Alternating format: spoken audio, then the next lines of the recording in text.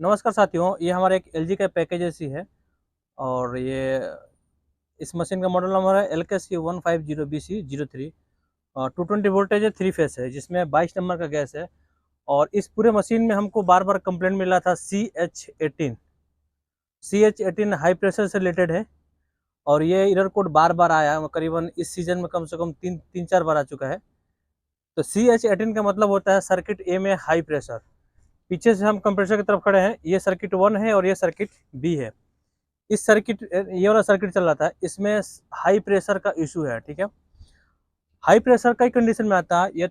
ये हालांकि इसी सर्किट का ये कंडेंसर कॉइल है, या तो ये पूरा ब्लॉक हो, मतलब डस्टी हो तो आता है, या इस सर्किट में गैस ज़्यादा हो तब आता है, या इस सर्किट का जो हमारा लाइन है उसमें तेल चढ़ा हो जिसके वजह से स्टार्टिंग टाइम में हाई प्रेशर क्रिएट करता हो तब भी आता है, या इस सर्किट का जो हमारा कैपिलरी फिल्टर वाला जो सेक्शन है जहाँ इवोपरेटर में लगा होता है, अगर वहाँ पे ब्लॉकेज हो तब हमारा ये हाई प्रेशर क्रिएट करता है। ठीक है, या अगर इसका हाई प्रेशर स्विच डिफेक्टिव हो या ख़राब हो, प्रॉपर तरीके से काम नहीं कर रहा हो, तब हमारा हाई प्रेशर क्रिएट करता है। लेकिन बहुत कम चांस होता है कि हाई प्रेशर स्विच खराब हो। अधिकतर हमारा गर्मी के सीजन में हाई प्रेशर का या तो ऑयल चढ़ा होता है या तो ब्लॉकेज का इशू होता है। ठीक है, तो इस सर्किट को हम जा रहे हैं फ्लश करने के लिए। ठीक है, क्योंकि इसका मैं प्रेशर चेक किया, लो प्रेशर और हाई प्रेशर। लो प्रेशर 55 के आसपास था और हाई प्रेशर 345 के आसपास था। ठीक है, तो यानी आप समझ सकते हैं कि 345-40 के आसपास अगर स्टार्टिंग टाइम में हो, रनिंग टाइम में हो, तो स्टार्टिंग टाइम में तो ऑटोमेटिक करीबन पौने 400 के आसपास पहुंच जाएगा। ठीक है, तो अभी मैं जा रहा हूँ इस सर्किट को फ्लश करने के लिए। फ्लश करने से पहले इस सर्किट का मैं गैस निकाल लेता हूँ बाहर। तो गैस निकाल के फिर हम बताते हैं कि इसको कहाँ से फ्लश करेंगे, और इसको दो भाग में फ्लश करेंगे। कंडेंसर वाला हिस्से को अलग फ्लश करेंगे और इवोपरेटर वाला हिस्से को अलग फ्लश करेंगे। ठीक है, तो चलिए पहले मैं इसको गैस निकाल लेता हूँ, उसके बाद एक्सप्लेन करते हैं कि कहाँ से इसको हम कैसे फ्लश करेंगे। ये देखिए सर्किट ए है, इस सर्किट में हमारा हाई प्रेशर क्रिएट हो रहा है। तो पहले मैं क्या करूँगा, इसे गैस निकालने के बाद डिस्चार्ज और स्ट्रक्चर इन दोनों को मैं डिस्कनेक्ट करके, सप्लाई को डिस्कनेक्ट करके कंप्रेसर को मैं बाहर निकाल दूंगा। ठीक है, देख सकते हैं ये सर्किट एक का कंडेंसर कॉइल है, तो इसको हम यहाँ से डिस्कनेक्ट करेंगे और यहाँ पे एक्सेस लाइन लगाएंगे। तो यहाँ से जब हम प्रेशर डालेंगे ना, तो ये पूरा कंडेंसर कॉइल को क्लीन करेगा और क्लीन करके यहाँ से डिस्चार्ज से हमारा वहाँ उस डिस्चार्ज से बाहर निकल जाएगा यहाँ से। ठीक है, तो ये हमारा कंडेंसर कॉइल का फ्लशिंग हो गया। फिर हम इस लाइन में एक्सेस वायर लगाएंगे, तो इधर से नाइट्रोजन डालेंगे तो ये जाएगा इवोपरेटर सेक्शन में। इवोपरेटर से जब आएगा बाहर, तो ये इसका सक्शन लाइन है। ठीक है, सर्किट ए का सक्शन लाइन है, आप देख सकते हैं ऑलरेडी मेंशन किया हुआ है यहाँ पे सर्किट ए का सक्शन। ठीक है, और ऐसे भी देख सकते हैं ये सर्किट हमारा ए का सक्शन है। तो जब हम इधर से नाइट्रोजन डालेंगे तो ये जाएगा इवोपरेटर में, इवोपरेटर से घूम के आएगा इस सेक्शन में और फिर उस सेक्शन से वहाँ से रिलीज होगा। तो हम इस तरीके से इवोपरेटर को अलग और कंडेंसर को अलग से फ्लश करेंगे। ठीक है, तो चलिए पहले गैस निकाल के हम ये चीज़ पहले डिस्कनेक्ट कर लेते हैं। ठीक है, अभी देखिए मैं गैस को निकाल दिया हूँ। गैस हालांकि हमको फ्लश करना है, तो मैं गैस कोशिश किया कि ज़्यादा तेल लाइन में और ना चढ़े। तो देख सकते हैं इस कंप्रेसर का ये सेक्शन आ रहा है और इसी सेक्शन लाइन में हमने गेज लगा दिया हूँ और मैं लो साइड से निकाला हूँ। जब गैस निकल गया तब थोड़ा सा हाइट साइड से खोल दिया ताकि हाइट साइड का जो एयर है रिलीज हो जाए। ठीक है, तो लो साइड से जब निकाला तो थोड़ा सा तेल आया, देख सकते हैं ये पूरा तेल है। इसका मतलब क्या है कि सक्शन लाइन में हमारा तेल थोड़ा सा दिख रहा है, और जैसा भी यहाँ से टाइट किया मैं हाई हाई साइड को, तो वहाँ से भी हमको तेल दिखा। ठीक है, तो चलिए अभी हम हीट करके सक्शन को और डिस्चार्ज को निकालते हैं, फिर कंप्रेसर को बाहर कर लेंगे।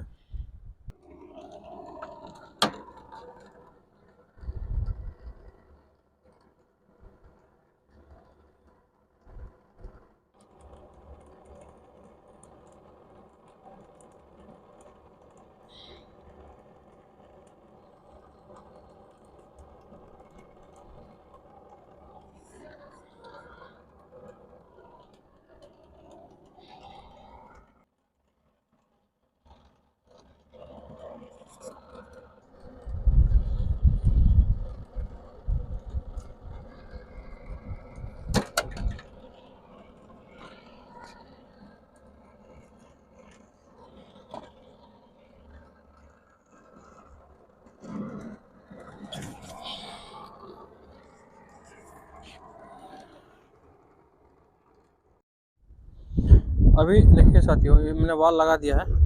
सक्शन साइड में हमारा एक ये वाल लगा हुआ है, देख सकते हैं यहाँ पे।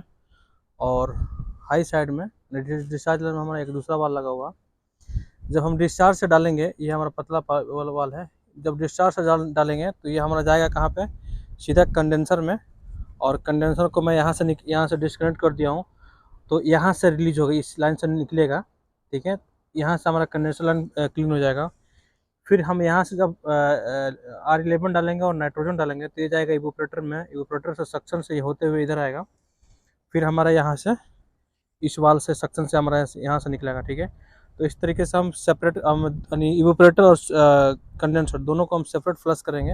और फ्लश करने के बाद फिर से हम कंप्रेसर का ऑयल चेक करने के बाद कंप्रेसर को इंस्टॉल करेंगे, ठीक है। चलिए अभी हम इसमें R11 डालते हैं। देखिए R11 का हमारे पास ये सिलेंडर है, तो कंडेंसर को फ्लश करने जा रहे हैं। तो ये डिस्चार्ज लाइन से हम R11 डालेंगे, 2 4 10 लाइन, जो भी थोड़ा लिक्विड डाल सकते हैं ज़्यादा। और उसके बाद इसी लाइन को हम इस गेज में जोड़ देंगे। तो नाइट्रोजन डालेंगे तो फिर नाइट्रोजन हमारा इसमें सिलेंडर में जाएगा और यहाँ से टोटल हमारा टेस्ट निकलेगा, ठीक है। तो चलिए पहले R11 डाल लेते हैं, फिर नाइट्रोजन हम डालेंगे, ठीक है। अभी देखिए हमारा R11 यहाँ से निकलेगा।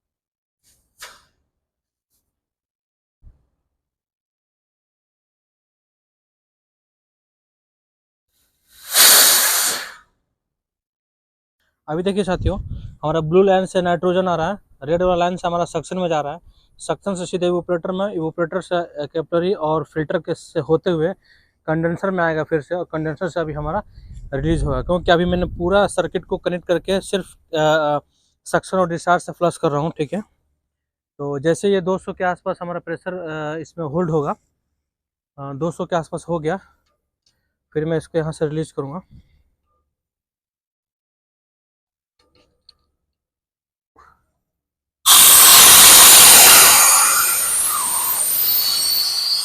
कोशिश करूँगा इस बार 300 के आसपास हमारा प्रेशर होल्ड हो।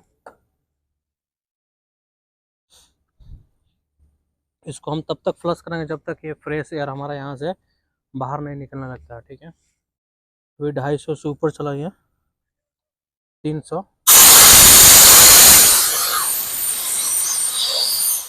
हल्का हल्का कार्बन आ रहा है बट ज़्यादा वो नहीं है। इस बार 300 के आसपास।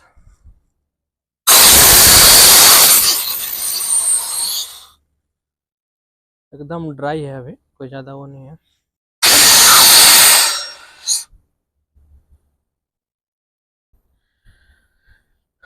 तो चलिए इस तरीके से मैं डिस्चार्ज से फ्लश कर लेता हूँ, फिर सक्शन से फ्लश करेंगे। और दोनों लाइन से हम प्रॉपर फ्लश करने के बाद ये जो फ्लशिंग वाला वाल है इसको मैं बाहर निकाल दूंगा। और कंप्रेसर का तेल चेक करेंगे नीचे से डेड कैप खोल के, अगर तेल कम होगा तो अलग से तेल डालना पड़ेगा हमको, ठीक है। अभी देखिए मैं सक्शन से फ्लश कर रहा हूँ, डिस्चार्ज से डाल के सक्शन से प्रेशर को रिलीज कर रहा हूँ।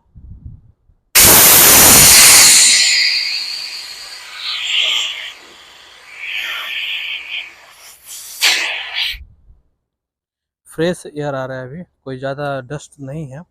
इस तरीके से इसमें जितना ही हम फ्लश करेंगे, कभी कभी होता है कि जब इसके अंदर तेल भरा होता है इवोपरेटर या कंडेंसर कॉइल के अंदर, तो R11 डाल के फ्लश करते हैं तो यहाँ से जो एयर निकलता है वो वेपर में निकलता है, धुएं की तरह निकलता है। इसका मतलब क्या है कि वो तेल जो है R11 उसको साथ में लेके आ रहा है, वो वेपर के साथ उड़ा दे रहा है, ठीक है। तो ऐसे कंडीशन में हम तब तक फ्लश करते हैं जब तक यहाँ से फ्रेश एयर ना आए, ठीक है। हल्का सा थोड़ा सा वो वाइट हमारा वेपर दिखे, बाकी हमारा फ्रेश एयर दिखे, ठीक है। तब तक हम इसको फ्लश करेंगे, ठीक है। तो अभी तो फ्रेश एयर आ रहा है, मतलब उस मशीन में बता रहा हूँ जिस मशीन में तेल हमारा ज़्यादातर भरा होता है, ठीक है। चलिए 300 होने दीजिए, 300 होता है उसे फटाक से हम इसको खोल देंगे। चलिए 300 हमारा हो गया।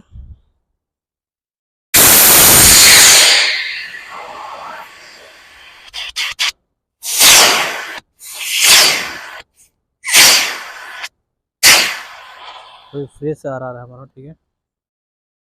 अभी देखिए साथियों, हमारा फ्लशिंग का काम लगभग पूरा हो गया और काफ़ी तेल निकला हुआ है हमारा, सक्शन लाइन से तेल निकला है, देख सकते हैं पूरा। तो अभी हम ये डिस्चार्ज में लगा हुआ वाल और सक्शन में लगा हुआ वाल को अच्छे तरीके से हम बाहर निकाल के हटा देंगे और कंप्रेसर अब इंस्टॉल करेंगे। तो कंप्रेसर इंस्टॉल करने के लिए देखिए, पहले इसमें हम एक चीज़ चेक करेंगे, ये जो हमारा डेड कैप है इसको खोल के चेक करेंगे कि यहाँ से तेल गिर रहा है कि नहीं गिर रहा है, या पूरा इसके अंदर का तेल खत्म हो गया है, ठीक है। तो तेल थोड़ा सा निकालेंगे, तेल गिरेगा तो ठीक है, नहीं गिरेगा तो अलग से हम इसका दूसरा तेल डालेंगे, ठीक है।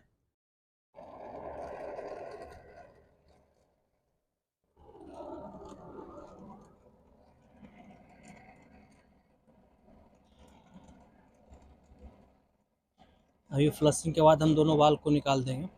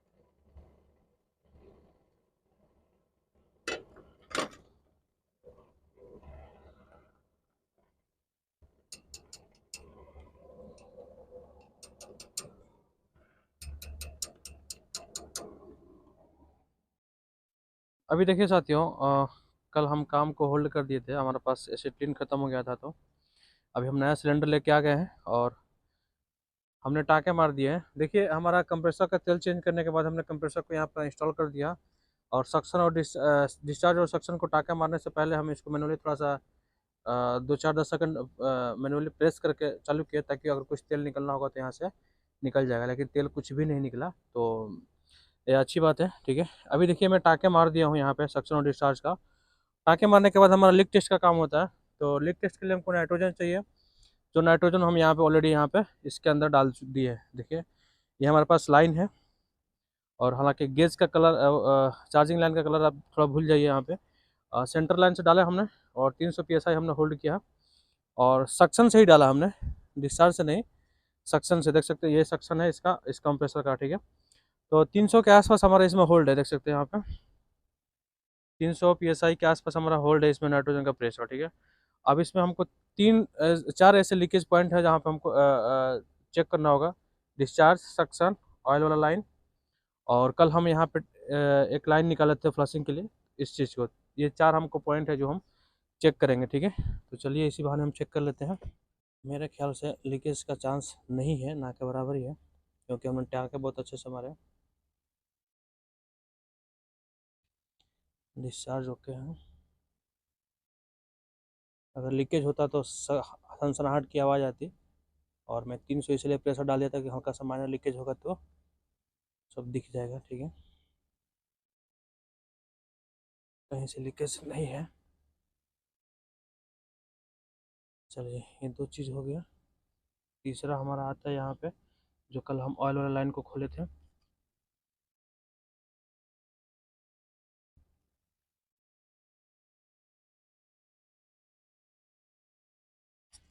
ये भी सही है। चौथा लाइन है हमारा है यहाँ पे, जो फ्लॉसिंग के लिए हमने टाँका निकाला था,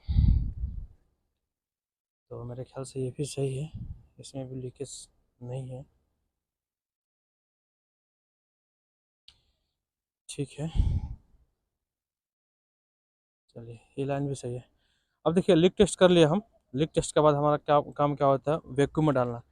तो वैक्यूम में डालने से पहले हम इसका जो नाइट्रोजन है उसको हम पूरा बाहर निकालेंगे। ठीक है, तो चलिए हम यहाँ से खोल के बाहर निकाल देते हैं इसको। सक्शन साइड से ही निकालेंगे और हल्का हल्का, सॉरी, हल्का हल्का खोलेंगे ताकि वो निकल जाए। चलिए अब इसको हल्का खोल दें ताकि वो प्यार से निकल जाएगा आराम से। ठीक है, उसके बाद हम वैक्यूम मशीन में डालेंगे इस मशीन को। ठीक है, तो चलिए पहले नाइट्रोजन निकल जाने दीजिए, फिर वैक्यूम हम लगाते हैं। अभी देखिए साथियों, लीक टेस्ट करने के बाद हमारा काम वैक्यूम में स्टार्ट करना होता है। ठीक है, तो मैं यहाँ पे चार्जिंग लाइन लगा दिया हूँ। चार्जिंग लाइन देखिए हमारा ये ब्लू और रेड हमारा जो ये दो लाइन है। ब्लू हमारा लग गया सक्शन में, यहाँ पे ऊपर सक्शन है हमारा, और रेड वाला जो है हमारा नीचे डिस्चार्ज में लगा हुआ। फिर यहाँ पे एक रेड वाला जो है इसको हम यहाँ पे वैक्यूम में लगा दिया हूँ। वैक्यूम हमारा नीचे है क्योंकि धूप ज़्यादा है तो इसको थोड़ा सा बचाना ज़रूरी है। अभी हम इसको चालू करेंगे यहाँ से।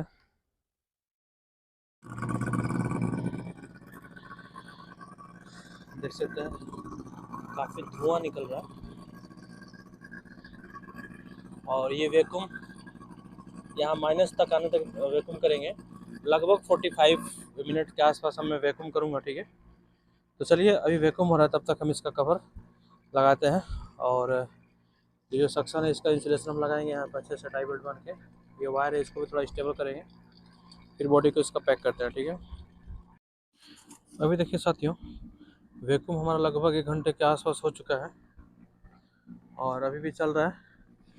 देखिए वैक्यूम हमारा बिल्कुल डाउन हो चुका है। वैक्यूम बंद करने से पहले दोनों वाल्व को बंद कर देंगे, जो मैं बंद कर दिया हूँ, और उसके बाद हम मशीन को यहाँ से बंद करेंगे। मशीन को बंद करने के बाद हम लाइन खोल करके लिक्विड फॉर्म में दोनों साइड से सक्शन और डिस्चार्ज, यानी बंद पीरियड में जब हम इसको गैस सिलेंडर से कनेक्ट करेंगे, हमारा जो 22 नंबर का गैस है हमारा, तो लो साइड और हाई साइड से भी दोनों साइड से थोड़ा थोड़ा करके लिक्विड फॉर्म में डालेंगे ताकि दोनों साइड से गैस हमारा चला जाए। और बंद पीरियड में करीबन 150 के आसपास स्टैंडिंग डाल देता हूँ, स्टैंडिंग प्रेशर। उसके बाद मशीन को पैक करके स्टार्ट करेंगे। ठीक है, अभी देखिए साथियों हमारा मशीन पैक हो गया है। स्टैंडिंग प्रेशर में करीबन 150 के आसपास डाल दिया हूँ, देख सकते हैं 150 से ऊपर है।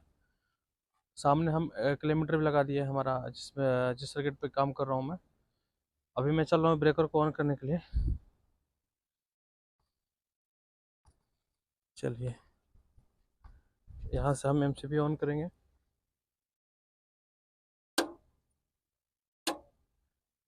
हमने ब्रेकर ऑन कर दिया,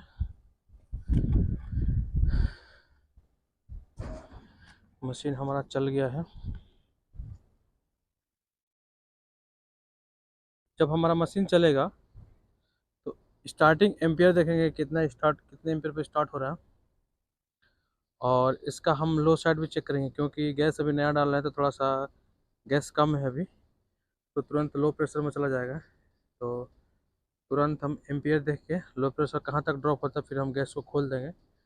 और हाई प्रेशर को करीबन 280 के आसपास हम होल्ड करेंगे, 280 290 के आसपास। ठीक है, तो देखते हैं कहाँ तक स्टार्ट होता है। हालांकि सर्किट ए है, तो सर्किट ए में लगभग 50-55 के आसपास लो प्रेशर, हाई साइड करीबन 290 के आसपास आएगा, और एम्पियर लगभग 20 के आसपास आएगा। ठीक है, तो चलिए देखते हैं रिटर्न कितना बताता है। अभी देखिए हमारा कंडेंसर फैन स्टार्ट हो गया। मैं यहाँ गेज पे लगा कर रखता हूँ, यहाँ से एम्पियर में देख लूँगा। स्टार्टिंग एम्पियर 17 है। लो साइड कहाँ तक ड्रॉप कर रहा है देखिए, 30 के आसपास हो गया।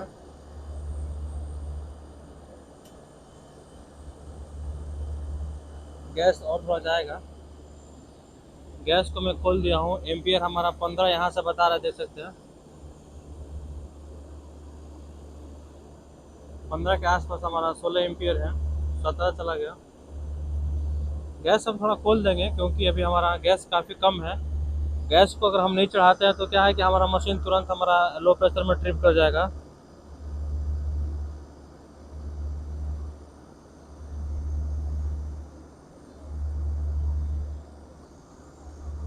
तो चलिए एक बार हम इसका एक बार एक्सटेंडिंग देख लेते हैं। प्रेशर लगभग 50-55 के आसपास आएगा। अभी देखिए साथियों, गैस हमारा लगभग कंप्लीट हो चुका है। लो प्रेशर है हमारा 55 के आसपास, 50 के आसपास। हाई प्रेशर हमारा 300 के आसपास। 300 के थोड़ा सा ड्रॉप होगा, अभी धूप है, लंच टाइम है। तो प्रेशर, लो प्रेशर और हाई प्रेशर बैलेंस में है। और देख सकते हैं हमारा एम्पियर यहाँ पे 20 एम्पियर है, 20.32 के आसपास ले रहा है। ठीक है, तो इस हिसाब से हमारा एम्पियर, प्रेशर, सब कुछ ठीक है। अब मैं मशीन को बंद करके गेज निकाल दूंगा। ठीक है, इस हिसाब से मशीन हमारा बिल्कुल सही चल रहा है। और मैं यहाँ से चेक कर सकता हूँ, पाइप को बहुत बेहतरीन चिल्ड है। हमने कंडेंसर को सेपरेट फ्लश किया, इवोपरेटर को सेपरेट फ्लश किया, और मशीन हमारा बिल्कुल ठीक चल रहा है। आई होप मशीन बहुत अच्छा से चलेगा। सो वीडियो देखने के लिए थैंक यू वेरी मच।